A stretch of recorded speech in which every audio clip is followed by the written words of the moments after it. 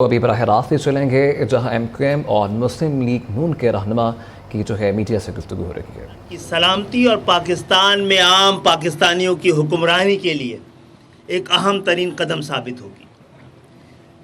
میں درخواست کروں گا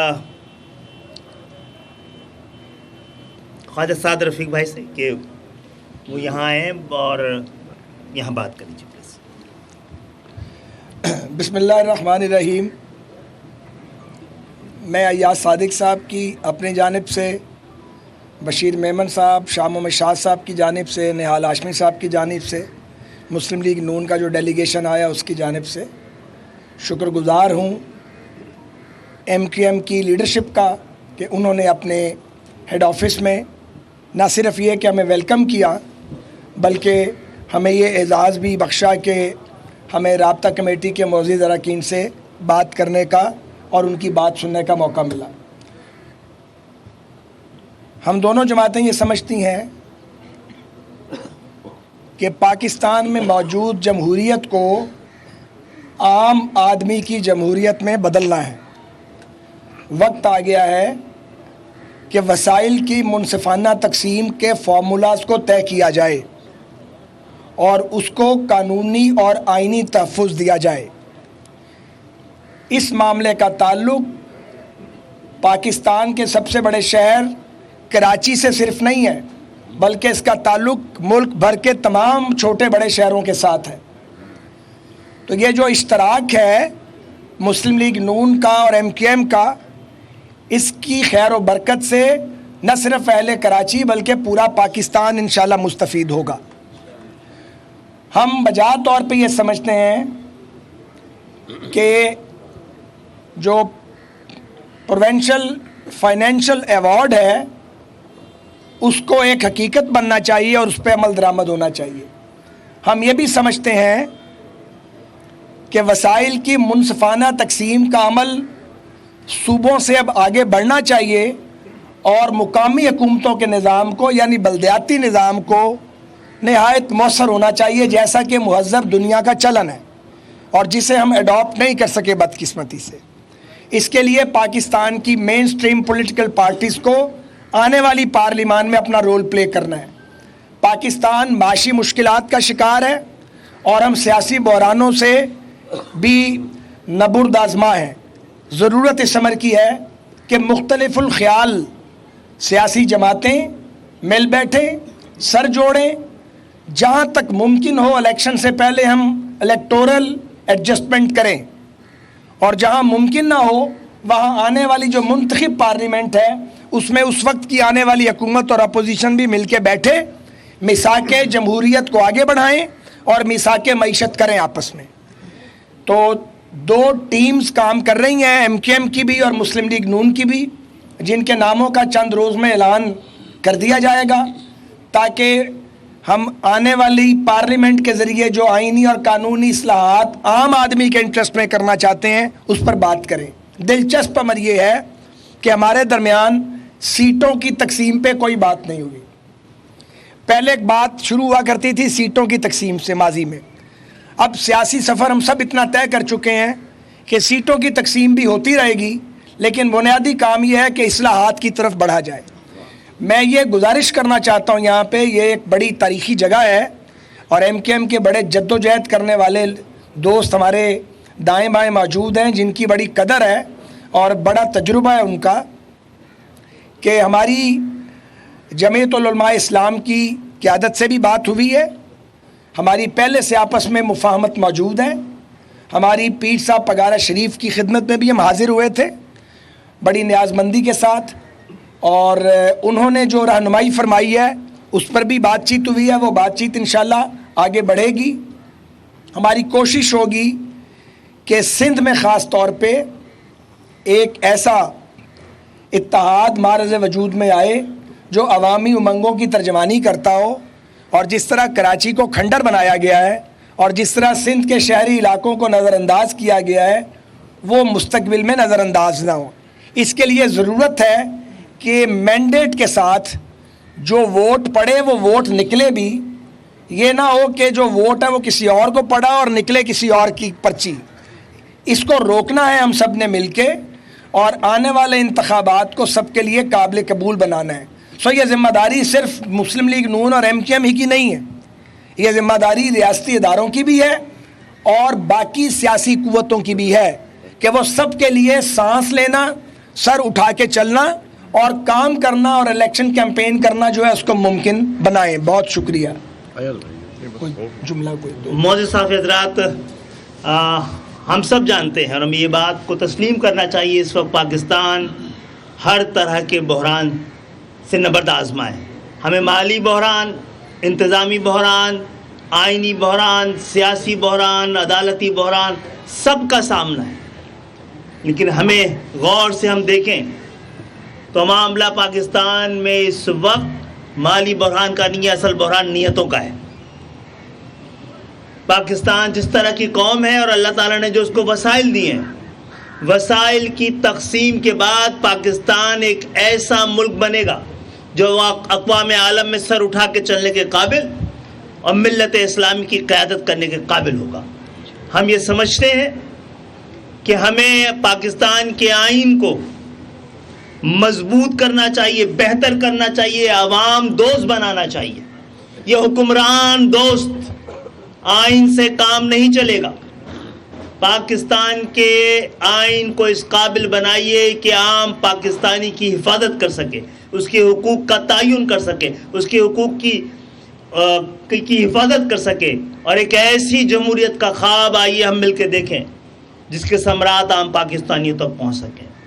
جیسے کہ پاکستان مسلم لیگ کی قیادت اس بات کو مانتی بھی ہے, تسلیم بھی کرتی ہے, اس کا اعادہ بھی کر رہی ہے کہ اگر پاکستان میں جمہوریت کی بقا کے لیے ضروری ہے کہ جو عام پاکستانیوں کی دہلیز تک جمہوریت کے ثمرات پہنچانے کا ذریعہ ہے, اس ذریعے کو مضبوط کیا جائے. ہمارا مطالبہ یہ ہے کہ جس طرح وفاق اور صوبے کی حکومتوں کو آئینی تحفظ حاصل ہے, اسی طرح بلدیاتی, شہری اور ڈسٹرکٹ کی حکومتوں کو بھی آئین میں قانونی تحفظ ملنا ضروری ہے. جس طرح جب مدت پوری کر لیتا ہے وزیر اعظم تو ایک نگراں وزیر اعظم آتا ہے, جس طرح مدت پوری کر لیتا ہے ایک وزیر اعلیٰ تو ایک نگراں وزیر اعلیٰ آتا ہے, اسی طرح جب ایک میئر, ایک ڈسٹرکٹ چیئرمین اپنی مدت پوری کرے تو نگراں آئے تاکہ 90 دن کے اندر الیکشنز کو ممکن بنایا جا سکے اور مشروط کیا جا سکے. اس کو پاکستانی جمہوریت کے ساتھ میں آپ کی موجودگی میں پاکستان کی جمہوریت, پاکستان کے ایوانوں, پاکستان کے صاحب اختیار سے اور اقتدار سے یہ مطالبہ کرتا ہوں کہ اس بات کو مشروط کریں آپ کہ جب تک third tier of government intact نہ ہو, عام انتخابات پاکستان میں نہ ہو سکے. جس طرح آئین میں درج ہے کہ وفاق کے پاس کون سے اختیارات ہوں گے, کون سے اس کے بعد ڈپارٹمنٹ ہوں گے, جس طرح یہ آئین میں درج ہے کہ کون کون سے اختیارات, وسائل اور ڈپارٹمنٹ صوبوں کے پاس ہوں گے, اسی طرح آئین میں درج کیا جائے کہ کون کون سے وسائل, اختیار اور department third tier of government کے پاس ہوں گے. اس کے ساتھ ساتھ ہمیں یہ اس بات کو ممکن بنانا چاہیے کہ فیڈرل کا جو ہے NFC جو ہے وہ PFC کو NFC کے ساتھ مشروط کیا جائے, ایک ہی چھت کے نیچے, ایک ہی وقت میں, ایک ہی فارمولے کے تحت یہ تقسیم کی جائے, اور اسی وقت وفاق وہ جو ڈسٹرکٹ کی, شہروں کی, دیہات کا فارمولہ طے ہوتا ہے, اسی ایک ہی وقت میں وہ عام پاکستانیوں کی دہلیز تک پہنچنے کا انتظام کیا جائے, جیسے کہ مہذب معاشروں میں ہوتا ہے, طاقتور اور جینوئن جمہوریتوں میں ہوتا ہے. اس کے ساتھ ساتھ ہم یہ سمجھتے ہیں کہ ہمیں مل کر ایک دوسرے کو تسلیم کرنا چاہیے, ایک دوسرے کے مینڈیٹ کو تسلیم کرنا چاہیے. آئیے ہم ایک ایسا پاکستان دیکھیں جس کے پاس جہاں پر جتنا بھی جینوئن مینڈیٹ ہو اتنا ہی اختیار ہو, یہی جمہوریت ہے, یہی جمہوریت کی تعریف ہے. کراچی میں اور سندھ کے شہری علاقوں میں 50 سال سے جن کے پاس کوئی مینڈیٹ نہیں رہا ہے, ان کے پاس 50 سال سے 80%, 9%, اور آج کل 100% اختیار ہے.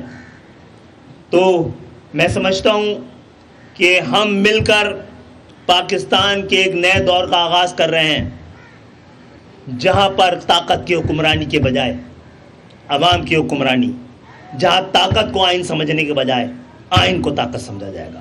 بہت بہت شکریہ. مجھے ایک منٹ, ایک چھوٹی سی بات میں, ایاز بھائی اجازت ہے؟ دیکھیں, اس میں جیسے کچھ چیزیں ہیں جو ایم کیو ایم کی جانب سے رکھی گئی ہیں سامنے, بڑی اہم ہیں, اور ان کی اہمیت جو ہے وہ ایک شہر کے لیے نہیں بلکہ پورے ملک کے لیے. تو جو ہمارا مینیفیسٹو بن رہا ہے ہمارا اپنی جماعت کا, جو ہم اس کے کچھ پوائنٹس جو ہیں وہ اپنے دوستوں کے آگے رکھیں گے, اس میں ہم نئے نظام عدل پہ بھی بات کریں گے کہ ججز کی جوڈیشل ریفارمز کی بات کریں گے, بہت ضروری. ججز کی تقرری کا طریقہ کار, تاکہ چیمبرز کے بھانجے بھتیجے مامے چاچے جو ہیں ان کو جج نہ بنایا جائے, بلکہ ججز ایسے بنے جنہوں نے کل قوم کی قسمت کا فیصلہ کرنا ہے, پھر کوئی دباؤ وہ قبول نہ کریں اور ان کی کبڈ کے اندر کوئی اسکیلٹن نہ ہو. تو یہ سفارش کے نظام سے پاک ایک ایسا نظام عدل جو ایک عام آدمی کو انصاف دے اور لوگوں کو 30 40 60 سال تک انصاف لینے کے لیے دھکے نہ کھانے پڑیں. جنہوں نے قوم کو انصاف دے دیں انہیں پہلے اپنے نظام عدل کو بھی ٹھیک کرنا ہے. تو ایک تو ہم نظام عدل پر بھی آئندہ بات کریں گے بہت سنجیدگی کے ساتھ, شاید یہ ہمارے مینیفیسٹو پہ نمبر 1 پہ ہوگا. اور اس کے بعد ہے بیوروکریسی کے اندر ریفارمز. یہ جو بیوروکریٹک سٹرکچر ہے, جو ریڈ ٹیپزم ہے, اس کو کیسے ختم کرنا ہے اور کیسے لوگوں کے لیے ایز آف بزنس لے کے آنا ہے ملک میں, اور ان کی زندگی کو کیسے آسان کرنا ہے. پھر ایک اکاؤنٹیبلٹی کا چیپٹر ہے.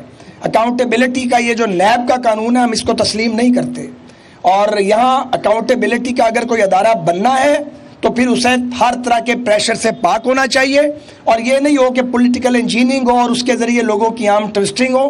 باری باری پاکستان کی تمام سیاسی قوتوں نے یہ بد ذائقہ جو ہے اس کو چکھا ہے, اور اس کا ملکی معیشت کو نقصان ہوا ہے اور معیشت کا پہیہ رکا ہے.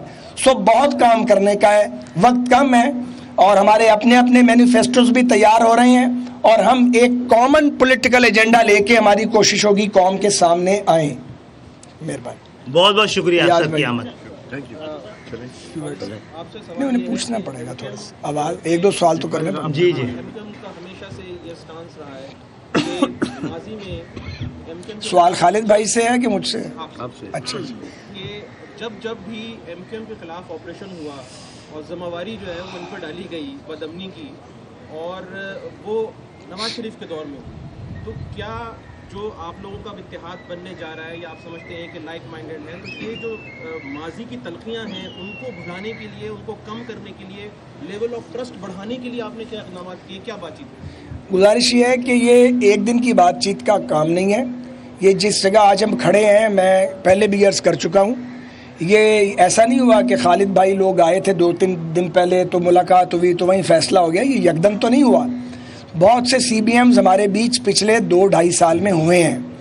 ان سی بی ایمز کے نتیجے میں آج ہم اس پوزیشن میں ہیں کہ جب ہمارے احباب کوئی بات کہتے ہیں ہم اسے بہت سنجیدگی سے لیتے ہیں, اور ہم سمجھتے ہیں جو یہ کہہ رہے ہیں وہ کریں گے, اور جو ہم ان کی خدمت میں کوئی بات رکھتے ہیں تو وہ بھی اس بات کو سنجیدگی سے لیتے ہیں.